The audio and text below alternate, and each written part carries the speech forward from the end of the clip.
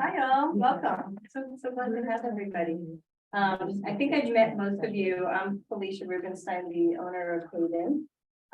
So welcome to come to space, and it's nice to see old friends and new friends here. So we have been doing these events, Women in Sustainability. Heather and I kind of kicked it off at a Hatch event like a year or a change ago, a couple of years ago, just saying, you know, what can we do together? And you were the one who introduced us, Sheila, right? Yes. Yay. And, you know, the whole idea was to put together a series of events for women in sustainability. Men are absolutely allowed in there, so thank you. And the idea is to foster a community of learning for women who are working in the sustainability space. And there's so much going on in the state, in the country, and it was just a way to kind of pull people together and support each other. And we've done ESG events, we've done general networking events, and you know, it's been really fun to meet all these different people. So and for me, this is really important because at HAYVN, our mission, I gotta keep my glasses on because I wrote something, this is on our website too, is our purpose is to transform and better the lives of those inside and outside of where they operate, supporting and energizing women on the professional and personal journey. Because here at HAYVN, we believe when female entrepreneurs and small businesses connect, magic happens in all aspects of their lives. So that's our purpose. And we really have like 4 pillars here at HAYVN, which I think are very similar to a lot of you here. We focus on entrepreneurship, women, sustainability, social impact, and health and wellness. And when that all intersects, that's when the magic happens, and that's where we really can support people. And our idea is to be a hub for all of these areas. And there's so much happening. We don't need to reinvent. We just want to connect people together. Through at the beginning of COVID, I reached out to Carrie, who's here, to and Jen Gore, and I was like, look, you know, it's kind of quiet in the world of people coming to an office. I want to become a B Corp, and they helped me through that process, which I'm really thankful and proud to have this. And it's all about social and environmental performance, transparency, and accountability, and the way that we want to have our businesses along the way that you guys all want to run yours. And so our whole thing is about being in service to people and in service to the planet. And so like every day I'm thinking about that when I'm hiring our team, when every time we throw something out, or if I use plastic, I kind of cringe. But, or, you know, so we're composting, we have solar, we're really trying to do this. And today's session, I'm excited about because I want to look at you guys to guide us. And there's such promise in the future of what's happening with the next gen. And it has a feeling again like of the 70s, which some of us might remember when we were young. But you know, it's exciting to see that this is so important to this group. So I wanted to turn this over to Heather, who will talk more, but I welcome you. I'm glad that you have all come today, and hope you will continue to connect and be part of this world. So, thank you, Alicia. Thank you. And you always do such a great job of making everyone feel very welcome. And yes, I'm Heather Burns. I'm the founder and CEO of the Connecticut Sustainable Business Council. Okay, so today we are going to explore the views, opinions, and insights of the next generation of women leaders working in sustainability. And you know, as we know, the next generation is the ones that are going to have to deal with what is happening right now, and they're going to have to live with the consequences and long-term effects of climate change. They have a vested interest, therefore, in the preservation of the environment and building a sustainable future. And in fact, they are the future, which makes them a critical voice to listen to and to consider when we're making decisions today. And young people often aren't considered when we're making decisions. We think maybe they don't have enough experience or they don't have enough, they're too naive. And I really want to push back on that and say that actually they have a fresh perspective. They're not as ingrained and as entrenched in some of the system conditions that are causing this problem to be very difficult to unwind. And the next generation really has the political power to influence public policy and create the system-wide changes that we really need to see. So we are excited to bring this conversation to you today, and we're going to spend about 45 minutes or so. We'll have some networking at the end. I would like to remind you, if you haven't yet silenced your phones, please go ahead and do so. And I also want to mention that in today's conversation, we may have periods where we kind of get into the weeds and we start talking a little bit of jargon. I'm going to do my best to stop and clarify and not use acronyms or clarify them when we have them. But there are no silly questions here. So if at the end, when we're taking questions, please feel completely comfortable to ask us to explain anything. So without further ado, on the panel today, we are joined by Abby Pierce. She is a recent UConn graduate where she earned a Bachelor of Science degree in Natural Resources and Environmental Studies. She is now a resource assistant at the Connecticut Department of Environment and Energy, focusing on forest and natural resource protection. Megan Grapengeter-Rudnick, thank you, is a sustainability consultant at Quantis, where she focuses on sustainability strategy and communications for Fortune 500 companies in the food, agriculture, and fashion sectors. And Ella Burns-DeMelo is finishing up her senior year at Bethel High School and will attend Smith College to study environmental science and public policy. Ella founded the first climate action committee at her school, and she is a student ambassador on the town's education committee. So welcome. Just welcome. Okay. All right. So let's start off with a little bit of getting to know you. And what we'd like to know is, what caused you to become interested in this? I mean, it's a complex field, it's difficult to navigate.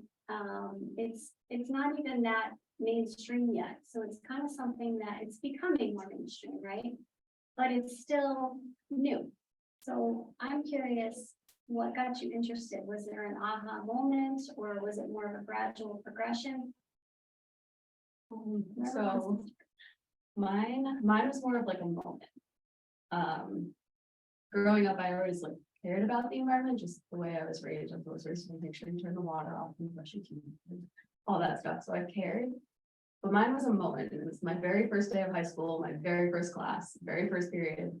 And I had this teacher, and he spent probably a good 3/4 of the class. It was an earth sciences class, just explaining what was going wrong.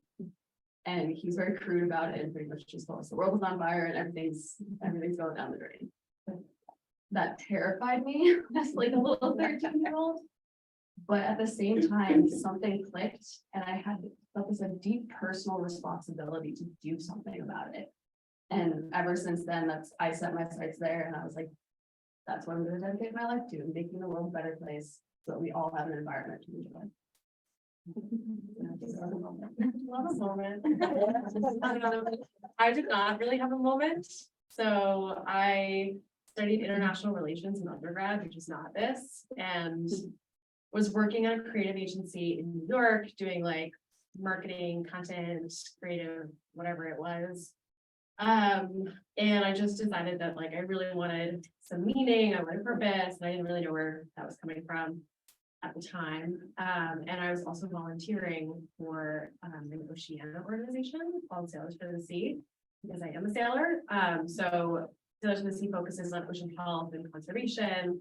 And that was passion side project. And I guess over time it really clicked for me during my job hunt that I didn't have to separate those two worlds. I could actually merge them and work with clients, which I liked doing, and creating strategies, which I also like doing, but that actually serves everything that I was trying to protect on the side.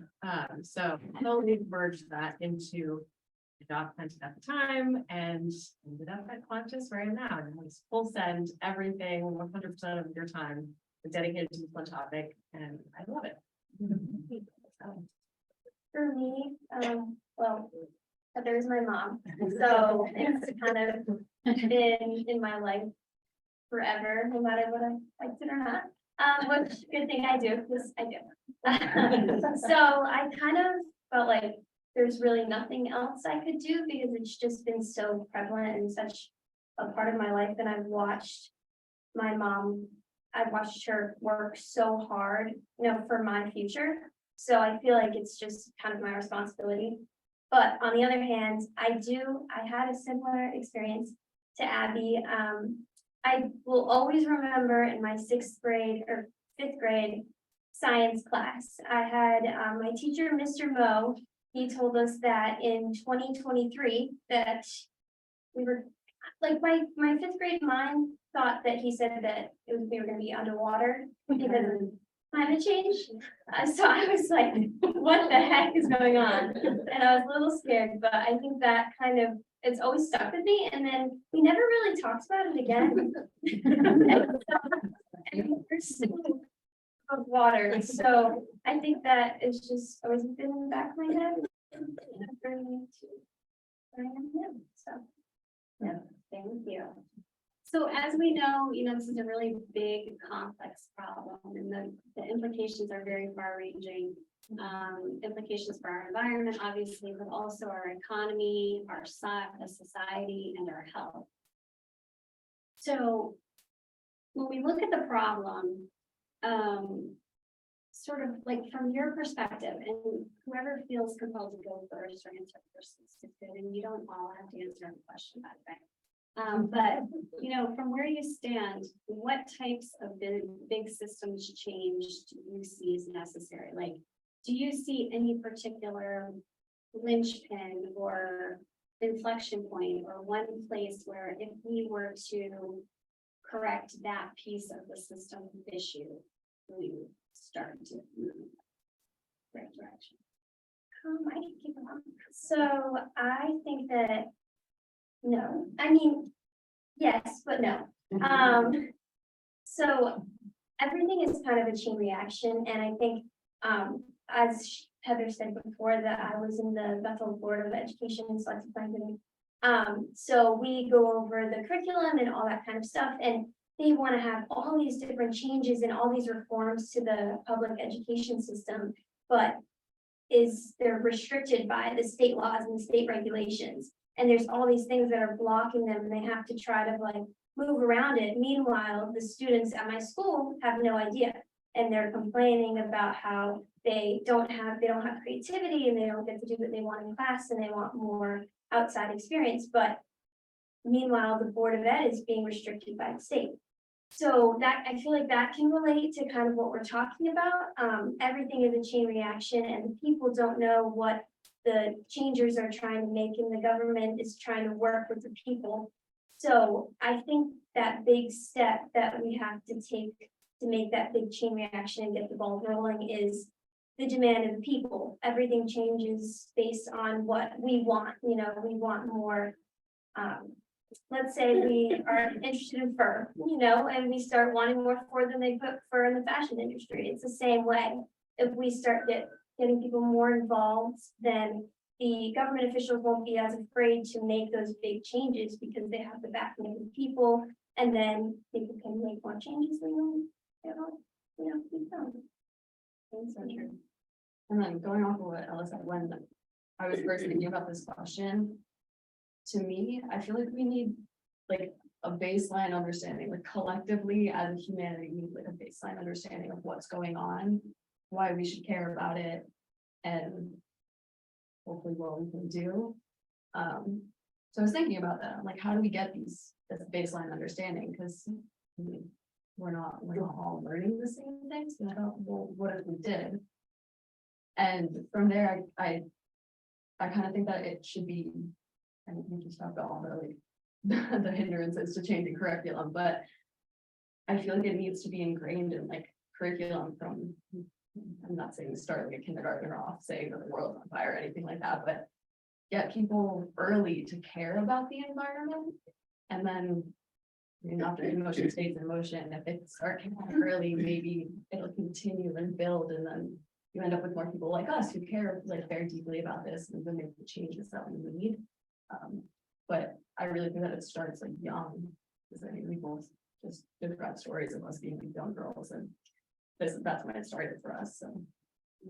So Megan, from the business perspective, do you see anything there? Yeah, and I agree with what you were saying about how it's a system and there can't always be just one silver bullet. But one thing that I've noticed, and I know we had just said that this is becoming mainstream, but I'd argue in the business world, it's mainstream enough that, you know, all of the big companies are trying to they've set targets, they're trying to meet net zero targets, they're trying to reduce their emissions to hopefully zero by 2050. And they have to do that to disclose based on whichever framework they're disclosing against. And so it's become like this carbon accounting game, and it's become very kind of black and white, like, are we in the red, are we in the black? They're always in the red, but it's people have become so obsessed, and the C-suite and the sustainability teams are so obsessed with meeting these targets that they're kind of forgetting what it's doing to nature and what the trade-offs are. So an example could be if I'm working with a company right now that's talking about switching all of their packaging to FSC certified paper-based packaging. However, the actual production cost of paper is going to drive their emissions through the roof, because it just takes that much more in carbon to actually create those types of packaging products. So now they're like, okay, well, we don't want to do that. So we're going back to plastic, and they're going all the way back to plastic. And you're kind of like, okay, well, there has to be a trade-off somewhere. And focusing so deeply on where your emissions are at is not always going to reveal perhaps what the most impactful change is going to be for your business. So a little different from what you guys said, but that's kind of what I've been doing. So some tunnel vision, and maybe not understanding the true life cycle of the trade-offs. Right. So from your perspective, how do you think what can we do? You know, how can, and maybe not specific tips on like recycle more, you know, but like, let's think a little bit bigger, broader strokes, but you know, what kind of advice would you give to people who want to get involved in sort of the more system broader change?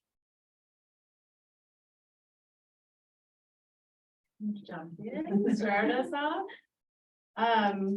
So we've talked a bit about like responsibility and where the responsibility lies for making these types of decisions. Obviously, I think if you're raised with this education, which we just talked about, it'll be second nature, and those decisions will be ingrained in how you make life choices. But I think in general, just a better education of the cost of consumerism and the cost of materials. And we love to talk about Patagonia like they're God, and they kind of are in this sense, because they'll say, like, don't buy this jacket. You buying this jacket has an impact. Like, don't buy the jacket unless you need the jacket. And I think a lot of the brands that we interact with and the decisions we make, the purchases we make, all have an impact, and we're kind of skewed into thinking that, oh, well, this one has less of an impact than the other, but the truth is they all do.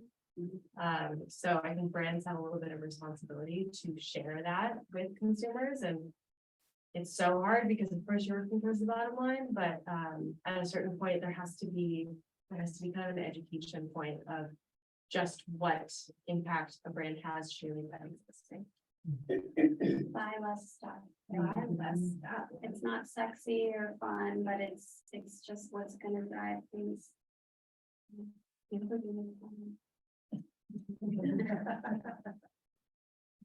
kind of need to let go of the mindset that's been ingrained of like buy more, buy more, buy more. And that's a huge thing to ask of everyone that's alive and buying into the system. But that's really what needs to change, just from like a young person's perspective. And because I hear that from like my friends who aren't in sustainability, they don't necessarily care about sustainability the way that I do, but they still see it and they still understand, and still knowing that it's crossing like sections. We need that change. It's just a matter of getting people to take it, like understand that, like, yes, it may not be the most economically feasible option, but how are you gonna have an economy be on the planet? So, you know, so. So let me just build on that for a second, because I think it's raising a really important point, 2 points actually. You know, one, that the environment and economy are, well, certainly climate change and the economy are coupled, and we need to decouple that. And we don't quite know how to do that. That's the truth. But 2, getting back to this idea of responsibility. And, you know, I grew up in the 80s. You know, with this idea that, you know, you had 2.5 kids, the big house, the 2 or 3 cars, the big, you know, and that was success. That was the idea of success. And you know, now if we have to reframe what success looks like maybe that's what we need to do. We need to reframe what it means to actually be successful, and what that looks like in terms of what we buy. That sounds like a real cultural like upheaval, right? For sure. I like kind of unrelated to sustainability. I've thought about what success means to me personally. That's like something that I've been like working through. But even just doing it for myself, it is a huge task to redefine. So to ask like the entire world to do it too, it'll take a while. And I believe that we're headed in a direction where that can happen. Because like even like you said, like you grew up in the time of the 5 kids and the big house and all the cars, and like we're moving away from that now. Like people don't necessarily have kids anymore. Like obviously people have kids, but like it's not the 2 kids in the house, and like this traditional view that we have is it's shifting. So I feel like there's a lot of positive direction. It's just making sure that that continues and people understand like the implications of what they're doing. And because I mean, like, the implications of what they're doing could be good, like they should know that. Sharing the story. No, sorry, just super quick. The story like has been so negative for so long, trying to get positive with hopefully some of those good vibes. I think it's just been like fire blood for so long that people are they have fatigue. Yeah. You know, if you like spin it with like, oh, think about how much you can reinvent and save yourself money doing so, then people are going to be more willing to. It's not Simple positive reinforcement. Well, just as like a response to what you were saying before about what success should be, I'm just kind of surprised that it has never been about making change. Because I feel like legacy is something, you know, people write about in history books about people that made change. And it's just surprising to me how that's not how we measure our success in life. And it's based on the consumables that we have. But different from that, answering the question, I had a little bit of a different perspective on it. I think that we need all types of people, and it's really hard to pinpoint what you want to do because there's so many options, there's so many things to do. But I think doing something, anything, even talking about it helps, because it's all about the people. And if we have people in business and people in marketing or people in, you know, any type of genre, any type of fields, I think that would be really beneficial. People on social media is a big thing as well. I just think that people just need to get going, doing anything. Kind of like interjecting sustainability into like things of like every field. It's possible that the issue is so intersectional that you can take anything. Like an educator, you can inject sustainability into that. You take business, you can inject sustainability into that. Take what I do and inject sustainability into that. It's because it's so big, there's so much room for everyone to participate. And, you know, it's a matter of figuring out how to do that and how to get the people going. Like I said, you gotta get going, but it's possible. So we're hearing that there's sort of a sense of personal responsibility. And I just want to applaud that because not everyone has that. So I just want to recognize it. Who else is responsible? I mean, who do you see as the primary entity that should be taking action? Yeah, I'll start there. Government. They're the ones that make policies, that decide everything that we do. I would like to say that it's not government. I'd like to think that us as individuals have more capability, but when it comes down to it, like the government it's holds a lot of the responsibility. I wouldn't say all of it, but I think they hold a lot. That intersects with what I was gonna say, which would be better labeling. Like, I just would like to know more about what I'm purchasing and filling my life with, the objects in my life. And labeling is like, it could literally be a product label or just more information, but like a lot of that's already happening in Europe by regulations. So government or the European Commission in this case, like the recent eco design for sustainable products proposal would require a digital passport for every single product along the value chain. So you will always know where your materials are coming from, how they were sourced, what is their impact, and that would all go into the final product. And in theory, like if the consumers had access, or even other businesses had access to that type of passport, that'd be incredibly powerful. So you know what you're consuming, what you're sourcing, and the impact that's having along the value chain. And that's only being brought about now due to regulation. So I definitely agree with government. I think there's two sides of it. They decided to be in that position.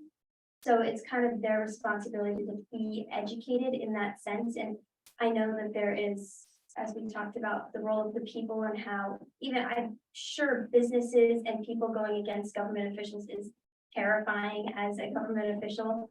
But I think it's definitely them at fault because they put themselves in that position. They have to take that responsibility to make things happen, despite what may happen to them, you know.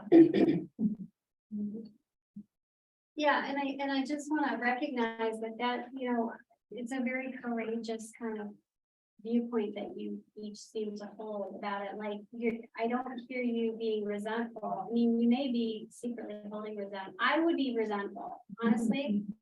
I would be like, you guys messed it up, like big time. And now we have to clean this up, like not fair. You know, and we have to redefine success into something that's gonna fit what we need to do. So, you know, I just kind of want to say that because I feel like that's a bit of the elephant in the room when it comes to the next generation and our responsibility.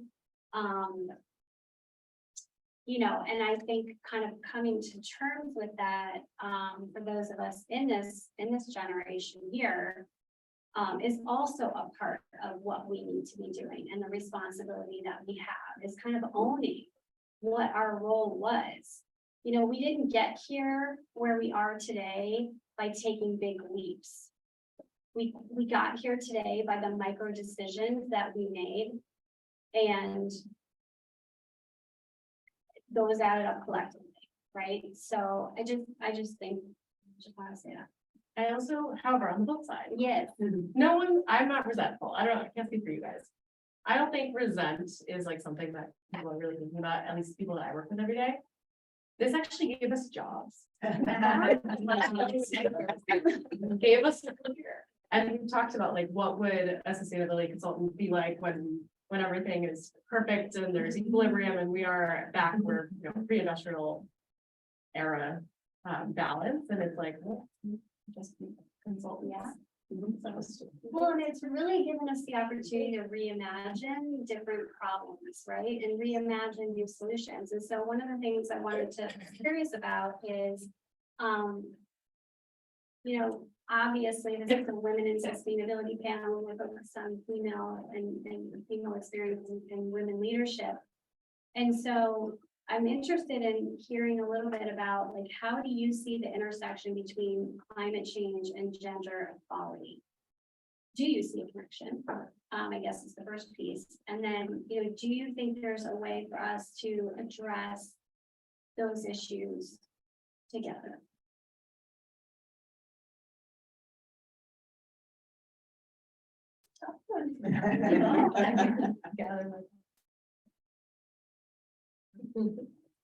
I actually know one of my former colleagues started this organization that is all about like femininity as a antidote to like all the changes that we're seeing, in the sense that like they call it Mother Nature for a reason. She's nurturing, she's about life, she thinks about all the components, not to say anything against our counterparts. But basically, like, this whole organization is founded on the idea that like a lot of the qualities that women inherently possess or have been built up over the way society has shaped them is actually like just the amount of care and nurture and attention to detail that would need to solve this problem. I don't know how the business is doing. It seems like a good idea. Yeah. I remember learning about that when I was in school, there's a femininity that runs through the environmental sector. And like, yeah, it's called Mother Earth for a reason. But I remember learning about it, and I trust that's an intersectional issue. I don't know how to define it in a way that you can see that. Everything's an intersectional issue though, so. Yes. Yes. I think, well, I think to your point though, about it being, oh, sorry, we're gonna say. Go ahead, sorry. I was gonna take a different approach. So for me, I mean, I've only been alive 17 years, but for me, I've never really felt that I was not able to achieve something because of my gender. In fact, in my school, I'm an RTC, so we have leaders in positions of power. And I honestly felt that me being a woman there's been a shift. And now the people that are put in positions of leadership are women. And the things that they search for in a leader is shifting into a more emotional standing, emotional intelligence. And I think that shift is happening inside my very high school. And honestly, sometimes the men are the ones that don't know what to do with themselves, because it's shifted from like this authoritarian leadership to emotional intelligence, and men weren't really taught how to do that in the same way women are. And I think it's happening, the shift is changing, and it's going to be that balance again. But I think that honestly, men are going to be the ones that are going to have to find themselves in the midst of everything, because they have to deal with, not being too much of a gentleman or too hard on something, and they just have to figure it out. And honestly, I think women are doing great, and with time, it'll we'll be empowered as well. So. So yeah, something to time. Okay. Just like first. I think another thing that is talked about somewhat, but left out of the conversation, is also just gender diversity, like besides gender, in solving the problem, in the sense that like everyone who's most like the communities that are most affected by all the changes that we're feeling around us in the environment are diverse communities, and they're not necessarily the ones that are solving the problems. They're coastal, they're not urban necessarily. They're farmers, they're whoever they might be.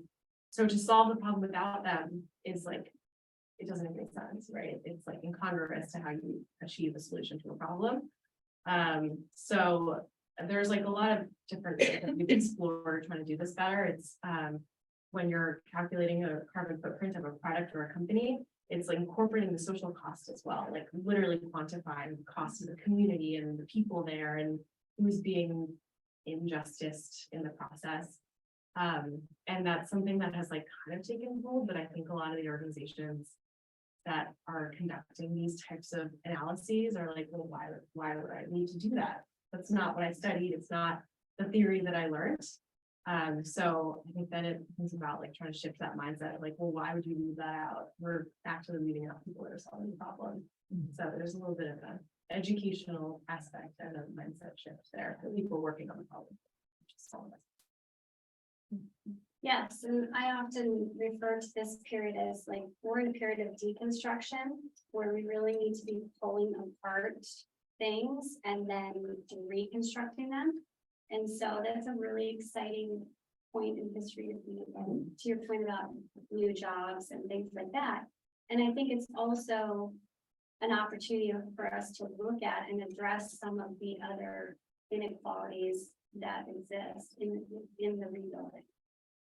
Okay, so now we're just going to shift gears a little bit from talking more about the big picture to down into more personal experience. And you know, each of you is at sort of a different point in your career. I'm looking at Ella.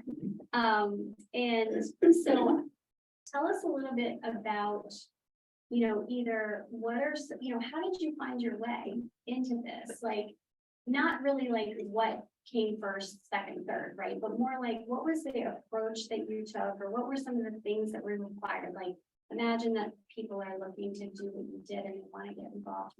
What does that take? What do you do? Fake it till you make it. I feel like I'm like still in it, like I'm doing what she just described. Like, because I'm not where I'm at, where I want to be. I'm in like a transition kind of period right now. My job is temporary by nature. It will end. So I'm still kind of going through all of that. But the biggest thing that's helped me so far is networking and like meeting people like all of you and hearing your stories and like your personal anecdotes. Like that's super inspiring. And then just like taking in what you learned from everyone that you're talking about. Like there was one person I networked with and that she told me about certifications that I could have got. So I hold that piece of knowledge really close. And then I networked with Heather and everything she told me, I hold really close. So the biggest thing on like how I've gotten to where I am now, it's meeting people who care about the things that I do and really valuing what they say. So, And can I add tenacity and perseverance? yes. Yes. He has exhibited in both of us.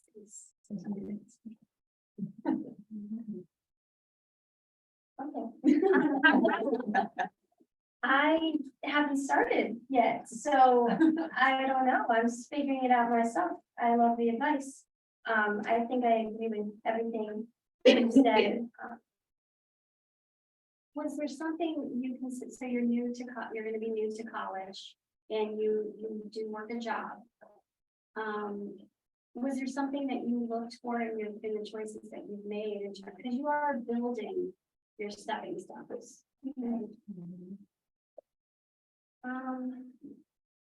I think people, I mean, I agree. It's just, I have to say, other people love eager people. You know, it makes you feel better about yourself. So, so I think that really has been a big part of my life. And honestly, it's just thrown me into a lot of things, you know, getting to know people. Like I never even knew that there was a selective board committee or that I could just create a club on a whim. I just met people and they kind of brought me there, and then we worked together, and that's about us. I really did think. Okay, all right. No, it's, I mean, it's, I don't know, like, I think every job, we were just saying this for one other answer, but like every job should be an environmental job. It's just about like how you find that intersection and then digging into it. So whatever that might be, it's like, okay, well, how can I take these principles, apply it to what I'm already doing, and then learn from there. And then suddenly, like, you're the expert in environmental sustainability in recruiting, or wherever it might be that you are, you can still be the expert. Everyone is going to have find a job eventually. If we're all actually like not able to make any of our targets and we're all burning up to a crisp, like everyone's gonna be involved, so we may as well start now. Or underwater. Well, what I heard though too is that it is a core value that each of you holds. And so it's almost as if that core value is guiding you in some way and the decisions that you're making and the things that you're pursuing. So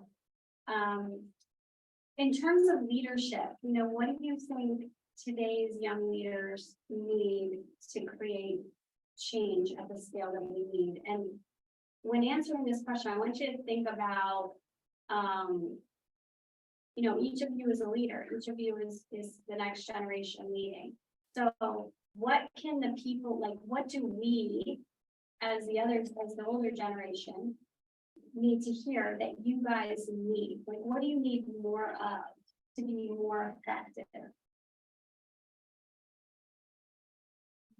Resources, opportunities. I think people just have a hard time because they don't know where to start. But if someone kind of lends a hand and helps you in the right direction, then it's so much easier to get going and to start taking action. I have no idea where I'm starting. I think if I didn't have my mom as my mother, I would not have, I don't know if I would have taken this path. Maybe I probably would have gone political or something like that. But I think having her around and having all these connections really guided me into the direction and made me find that piece of wanting to do this. You know, I wouldn't have known that I wanted to because it wasn't out there. So I think that's kind of cool. Open minds too. Yeah, I really appreciate what you had said in the beginning of. We need to know that we're gonna be received in some capacity. It doesn't need to be like we're received and that's that, you do what we want. That's not what I'm asking for. I just knowing that we can have like a collaborative conversation between generations and there's not gonna be like a perceived judgment that our generation is too naive or anything like that, or a perceived judgment in the other way that your generation is too rigid or something like that. Just across the board, open minds.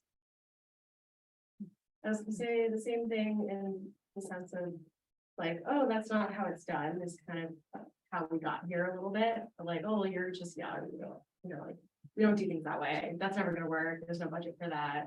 What a crazy idea. It's like, yeah, bring the crazy ideas, we're never gonna get out of this situation without crazy ideas and big thinking, and if we're like forced to think the way that everyone else has thought forever, we're never gonna innovate our ways out of this. So I don't know, I think young leaders need like full canvas and then like give us your worst ideas, give us your best and see what comes out of it, because that's where the creativity is. Absolutely. Okay, I think we're gonna open up for a few questions. So if you have a question for either a specific panelist or the group, feel free to ask it. Happy to start. Since I have access to our middle panel. Great. Although please add to it. So as I mentioned, I'm on this grant committee that is trying to understand that where all of the various sustainability, climate change programs are at Columbia University. We have a climate school, we have a social work school, we do, social justice, we do law school, we do legal environmental issues, we have an architecture school, we do lead and preservation, we have an engineering school. So we have all these various disciplines, and we have a master's program in this and that and that. And I know One of Megan's colleagues went to one of the programs and said, it wasn't so great. It was a master's program. Didn't get that much out of it. And I think it is very, very confusing because we are in the early stages of this as a career. How do we find the right master's programs? How do we find the right education, continuing education for people like you to want to continue?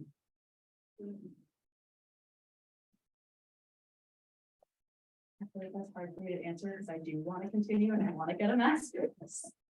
So to answer how to get people to want the right ones, it's How do you define what you want to get out of assisting development? A job yeah, at the end of it, Do the we- return on that investment. yeah. And I think that's a really big missing piece that I've seen is that there's no apprenticeship or mentorship or where they can actually go and work in real life situations and learn the stuff hands-on. That's to me is the missing piece. I think doing something that you could see the impact of, because it's such a big problem that once you kind of get started, you feel like you're not really making any progress because there's a lot going on, but if there's a way to kind of make it so that they can feel accomplished and feel like they made a difference, then that would be really beneficial to want to keep going. So that's a good point, because the problem with the built environment is the timelines are 5 years. 5 years to get from start to finish. And I feel like the built environment has a good framework. I don't think we're great at executing it yet, but we have a decent framework called LEAD, we have we have FitWell, we have all these like various frameworks, but there's not a lot of great education curriculum around it. And I don't think we're particularly good at innovation in that area yet. And so as you mentioned creativity, and I think that's a sort of missing piece out of today's curriculum. Thank you. So, sorry, I think the problem that we're currently having is that the academia is going so behind of what's going on with reality, right? Like you read so many books on climate change and like sustainability, and everything is the same, just really differently, and then there's really nothing new. And the problem is that really like what I see is that between the theory and the practice, there's such a huge gap. And like teachers really need to understand that when they teach that, because when we go to clients, and it happened to me a couple of weeks ago, something similar to you, we were doing like a walkthrough of the operation, really understanding how to tackle waste reduction. And this business leader was super proud of like all the initiatives that they took to reduce waste, right?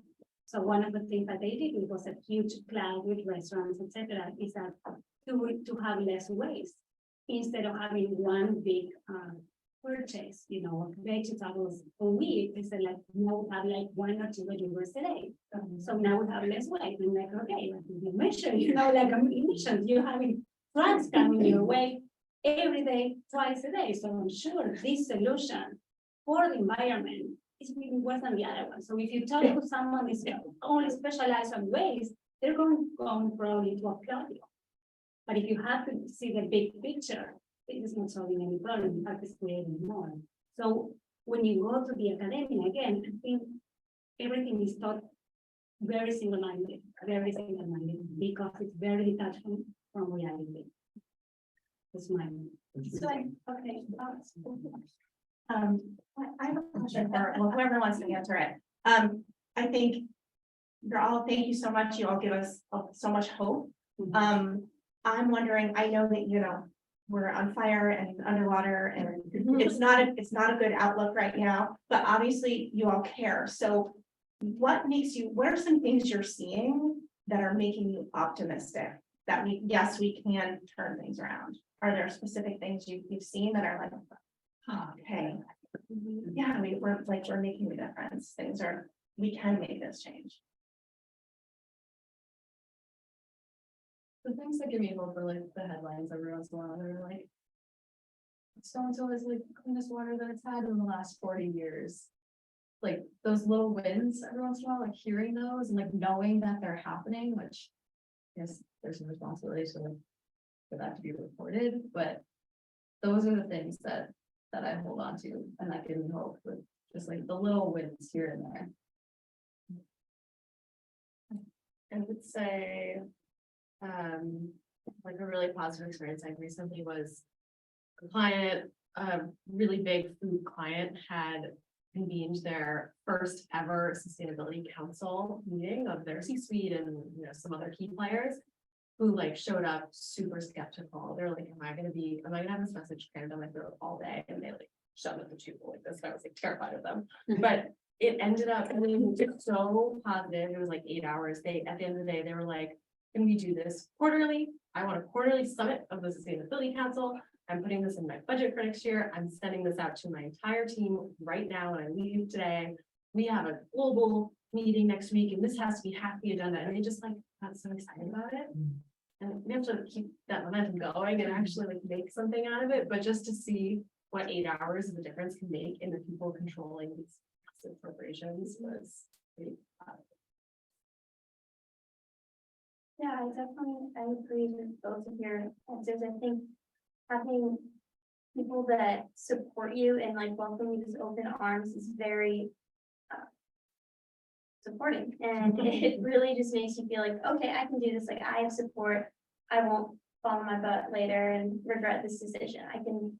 And then the other aspect is definitely, I think, the new technological advancements that you just see every once in a while. Like I'll just be sitting in my kitchen and my mom will come down with some random article about these new technologies about getting rid of mold to try to reduce waste.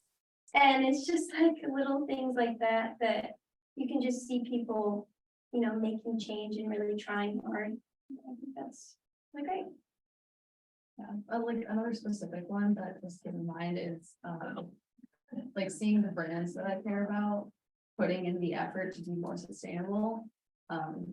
Just a clothing brand, I read their sustainability report and it was beautiful to look at. It was easy to read and it offered a lot of positive information.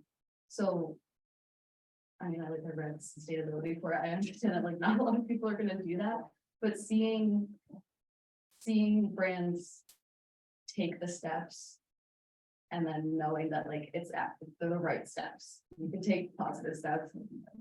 Something that happens in the back end that you're not anticipating, but stuff like that gives me a lot of hope. Thank you. Okay, we are wrapping up, so thank you. Yeah, I was just gonna share that, talk about something that has an impact, whatever. The city of Stamford has just opened up 2 positions. One is a sustainability, it's like a sustainability coordinator and a sustainability, probably the person above it, like manager. I think those jobs just opened up, so I think that's big. For the city of Stamford is now coming on board. I recently was just with Dan Kalawuri, who's the director of solid waste and recycling, and you know he's been working on trying to get the food scrap program, the food recycling going on. He's been, you know, Department of One for like 17 years, I think he was saying. And I've been working with him during that time, doing a lot of the public outreach and education. So you know, we've been spreading the message as much as we can, but to finally get, maybe it's the product of our new mayor, you know, to finally get someone on board to be like, yeah, okay, maybe we, you know, there have been different positions where they had someone who was more involved in like the cost cutting, like how can they be more energy efficient? It used to be the energy efficiency was the angle that they took. But now they're kind of come back full circle. I feel like we did have a sustainability council or committee, whatever you want to call it, back in Malloy was our mayor. And but then in the years since then that kind of disappeared. So hopefully like this is another opportunity that we're coming full circle, because you have to get everybody on board, because one of the things we discussed in who's in the schools. You're in the school, right? So one of the big issues is teachers will always have their students separate their recycling and these food scraps or whatever, and the school will be on it. And then you have the various departments, whatever he shall be named nameless, whatever, come through and take all of that, dump it all in one tub and throw it all together. So all the work that has been tried to instill in the students, and then the students come as adults and they're like, I'm recycling, it's fluid, you know, we know that we see that people just dump it all together. So hopefully we can see some movement, you know, to get some more buy-in from that. So just to let you know, there are jobs out there, and anybody who's looking.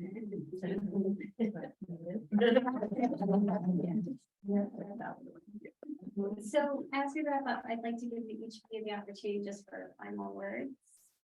Like if you have any, you just want to share.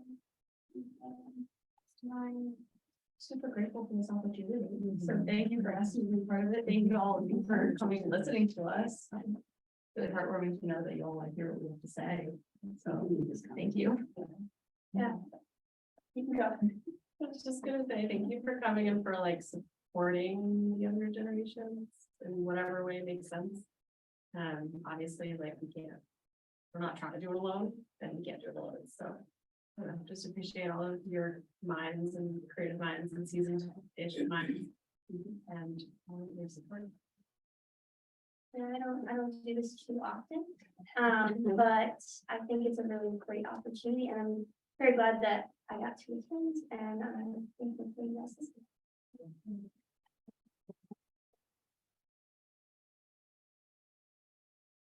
We can break for some networking. Yeah, I just wanted to add again, thank you so much. And it's really in charge, you know, inspiring. And, you know, we sat and thought about this, like, what would people be interested in? I wish more people could have been here today to hear you. We do have it on tape. So thank you. I also just wanted to say, you know, as part of our mission, and you guys kind of talked about this too, is just to keep getting people together that care to talk about things. And I had forgot to mention some great things that are happening in the community.